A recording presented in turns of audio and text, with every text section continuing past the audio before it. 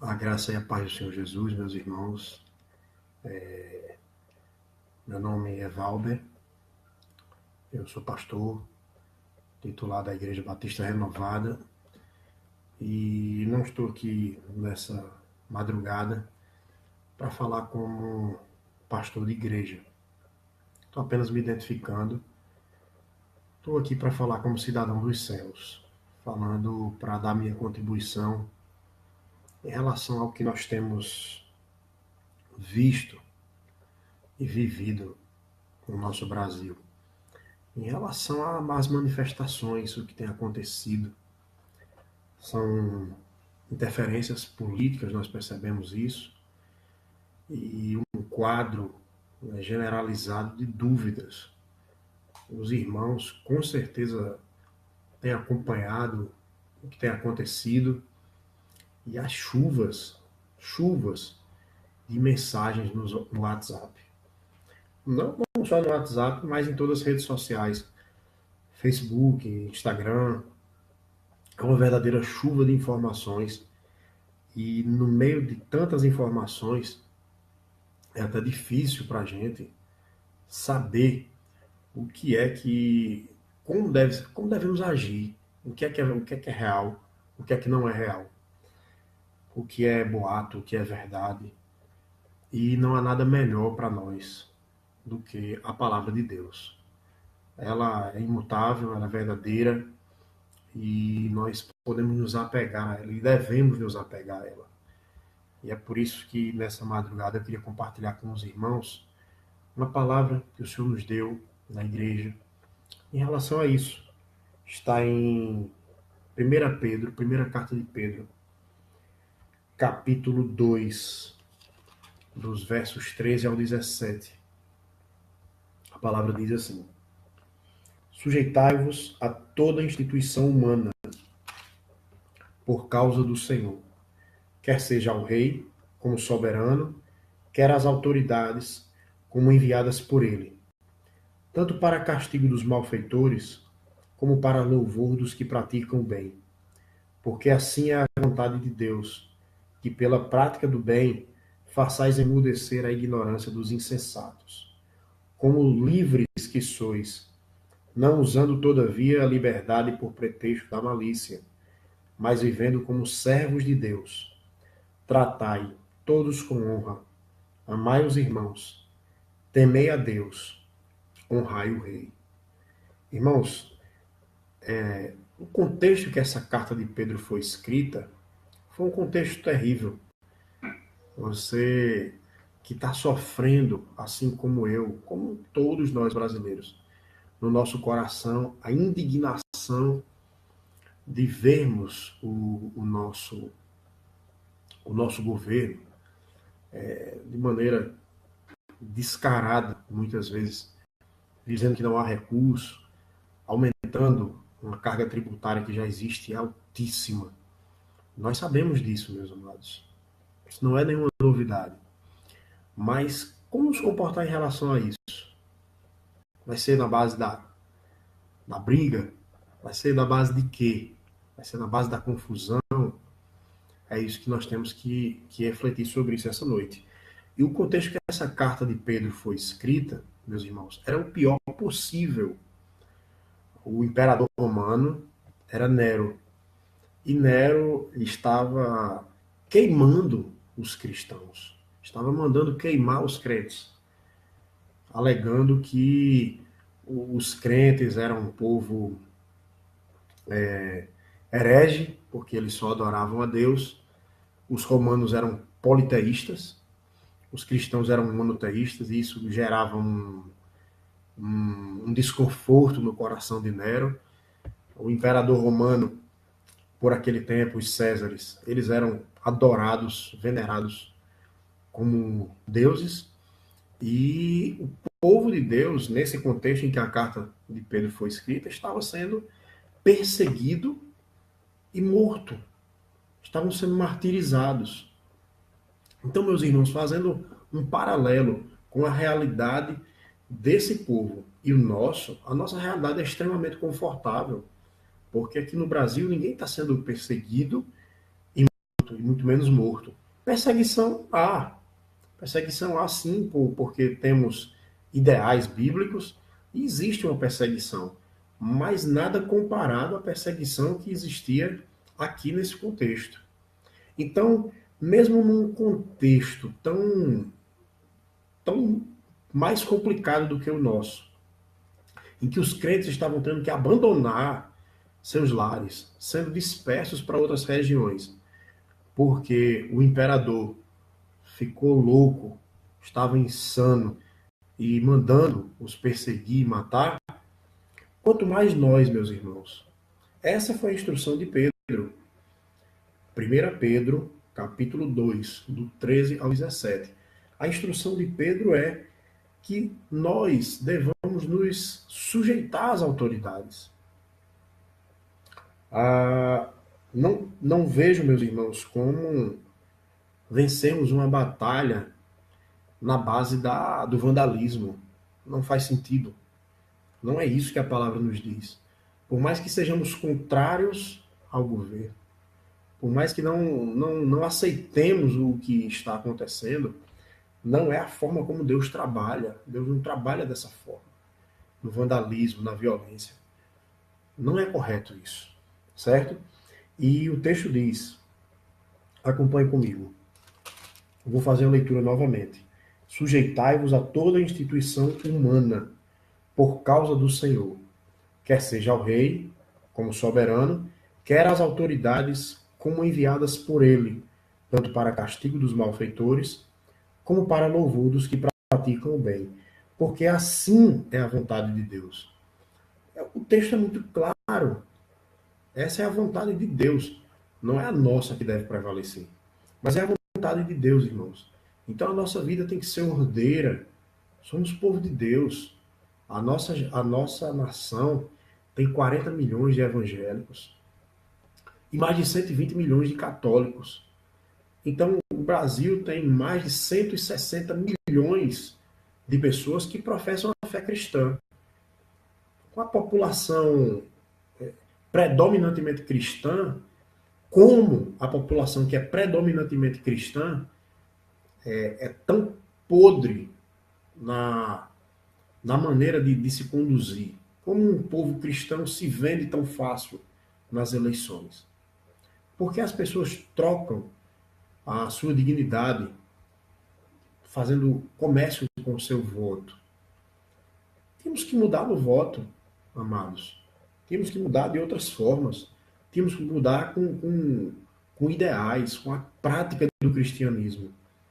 Nós somos um povo extremamente corrupto. Se a gente tiver a oportunidade de furar a fila do banco, a gente fura. Se a gente puder andar pela direita, na BR, engarrafada, se a gente puder fazer ultrapassagem pela direita, pelo acostamento, fazemos. Atendemos telefone celular dirigindo, mesmo sabendo que não pode. Isso são apenas pequenos exemplos de pecados que cometemos no dia a dia, pequenos, mas que vão se tornando grandes.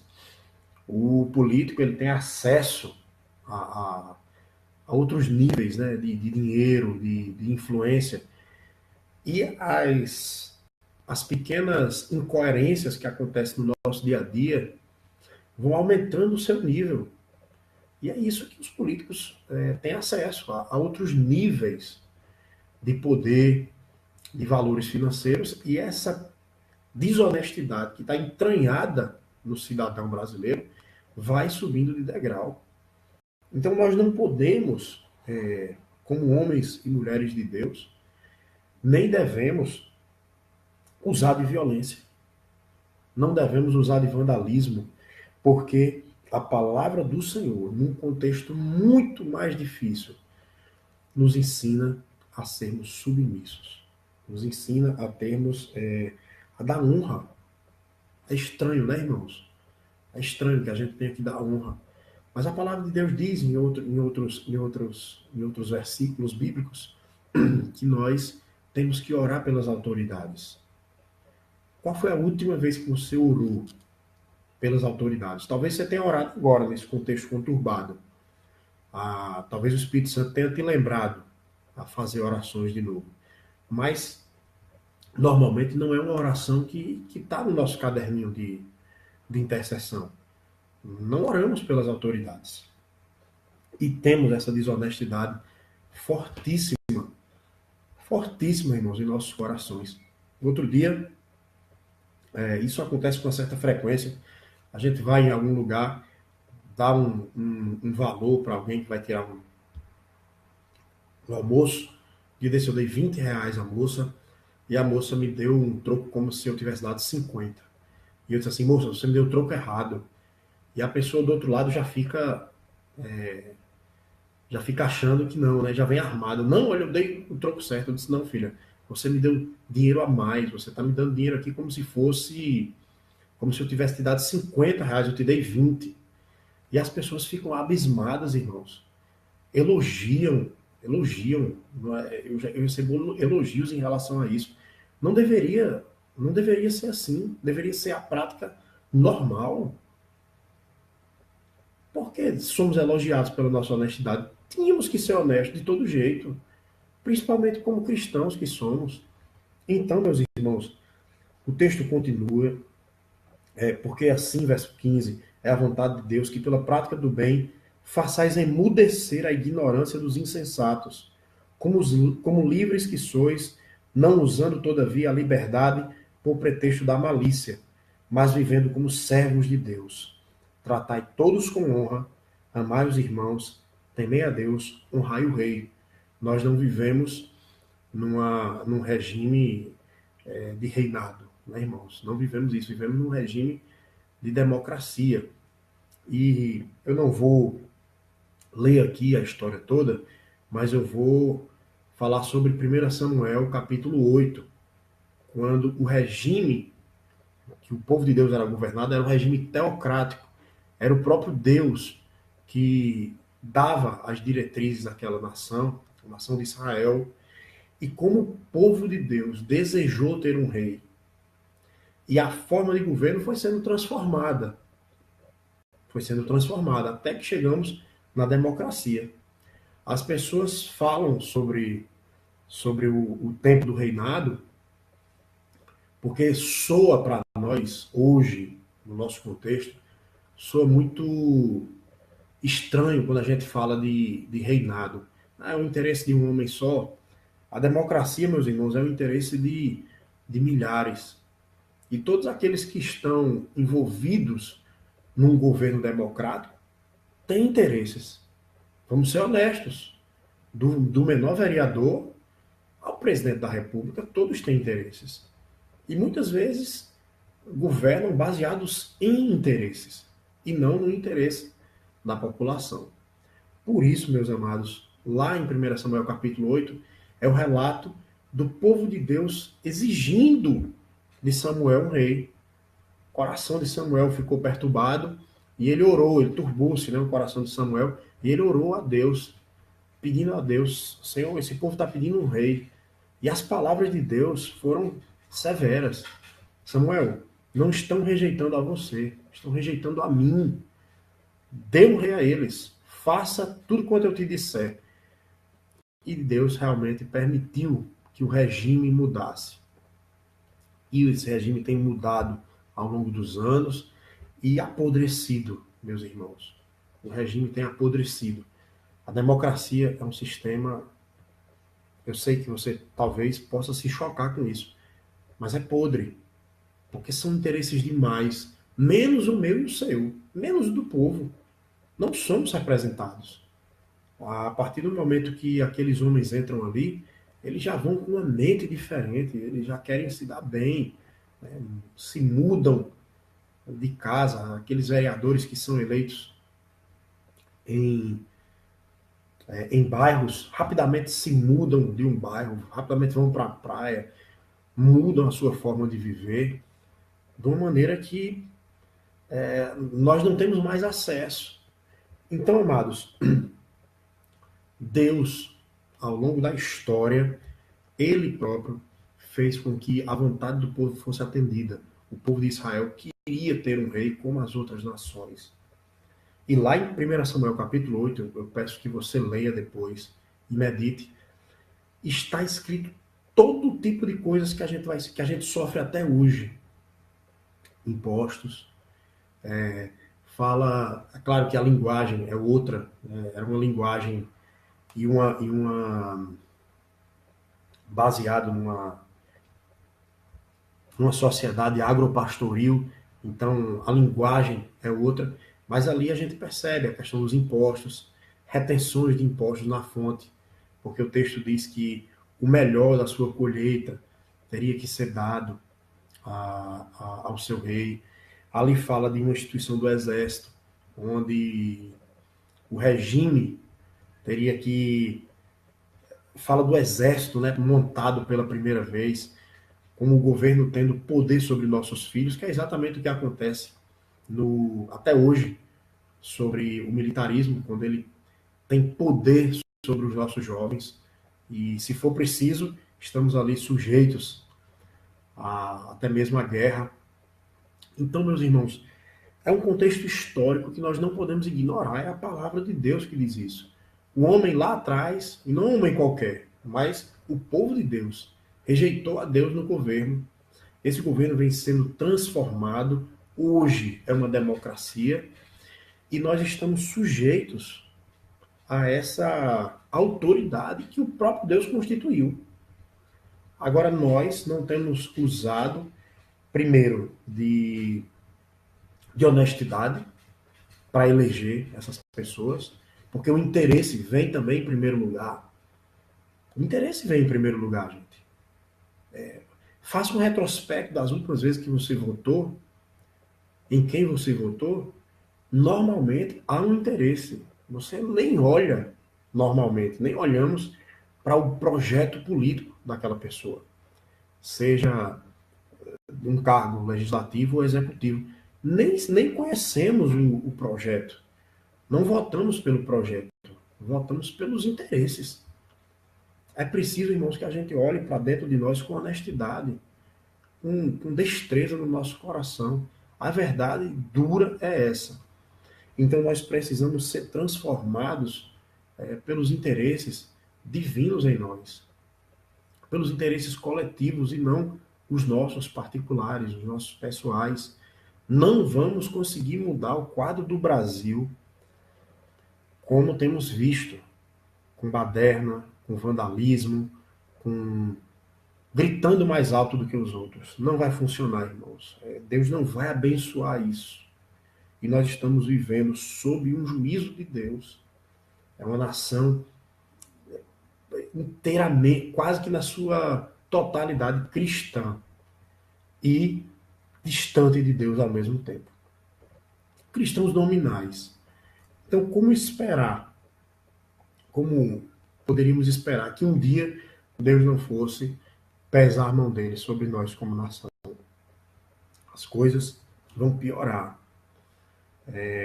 Deus nos deu, no domingo, Jeremias capítulo 2, uma palavra duríssima, sobre um relato de Deus sobre o povo ter abandonado ele e ter confiado em outras coisas, seguido outros deuses. E apesar da população se dizer, no censo do IBGE, cristã, temos vivido cada vez mais longe dos preceitos de Deus, irmãos. Então, querido, é isso que eu queria compartilhar com vocês. Não vai funcionar da forma que muitos estão querendo. Se vai haver uma greve, se vai haver uma paralisação, nós podemos apoiar, mas desde que seja dentro da lei.